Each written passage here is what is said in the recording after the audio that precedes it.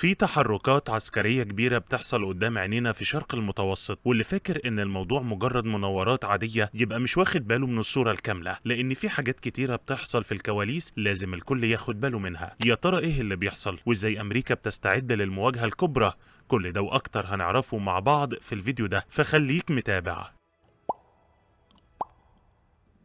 الموضوع بدأ مع إعلان انطلاق ما يسمى بأسطول الصمود العالمي اللي متجه ناحية القطاع بهدف كسر الحصار اللي بيفرضه نتنياهو، وفي نفس التوقيت مصر وتركيا أعلنوا عن إجراء مناورات بحرية وجوية مشتركة، وده مش مجرد تدريبات عسكرية تقليدية، لكنها رسالة واضحة إن في تحالف استراتيجي بيتشكل بين أكبر قوتين عسكريتين في شرق المتوسط، والرسالة موجهة مباشرة لنتنياهو والإدارة الأمريكية بقيادة ترامب إن أي مغامرة جديدة ضد الأسطول أو ضد المدنيين في القطاع هتكون التكلفة باهظة. في الفترة الأخيرة شفنا إن البحر الأحمر اتقفل بشكل عملي قدام الموانئ الجنوبية للكيان، واللي نتج عنه تعطيل شبه كامل لميناء إيلات، وده حصل نتيجة تنسيق مصري سعودي إيراني غير معلن. النهارده نفس السيناريو بيتكرر في شرق المتوسط بعد إعلان المناورات المصرية التركية اللي معناها إن الموانئ الشمالية للكيان معرضة للحصار أو التهديد المباشر في أي لحظة.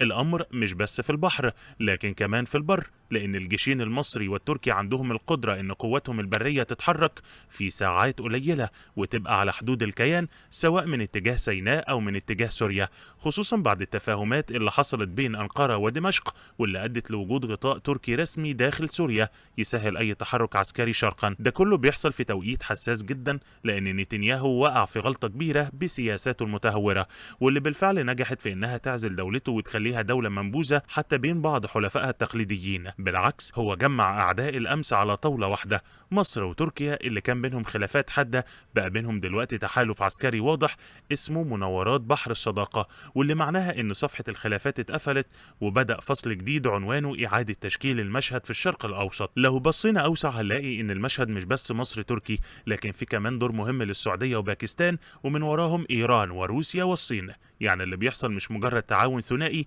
لكنه بداية إعادة ترتيب شامل لقواعد اللعبة في المنطقة. التحالف ده جاي يواجه الخطة اللي بيسعى نتنياهو وترامب يفرضوها تحت عنوان الدولة الكبرى، لكن التطورات الميدانية أثبتت فشلها، فالمقذوفات الإيرانية وصلت لأراضي الكيان، وجيش الاحتلال بقاله أكتر من سنتين عاجز عن تحقيق أي نصر ميداني جوه القطاع غير استهداف المدنيين، والأسرى ما زالوا محجوزين جوه القطاع، وده بيوضح حجم الفشل الذريع في إدارة المعركة. المشهد النهارده بيوضح إن الرهانات اتغيرت، وإن التحالف المصري التركي اللي كان مجرد توقع في تحليلات سنة 2023 أصبح واقع معلن، والمناورات الحالية أكبر دليل. وكل ده بيأكد إن نتنياهو بسياساته بيقود الكيان لعزلة خانقة مش لمشروع توسع زي ما كان بيتصور، وإن ساعة الجد العرب كلهم بيكونوا كتلة واحدة مفيش فرق بينهم، والتاريخ بيثبت ده. والتاريخ بيحكي كمان إن مصر قلب العرب النابض، وإن قضية كل عربي هي قضيتها الأولى.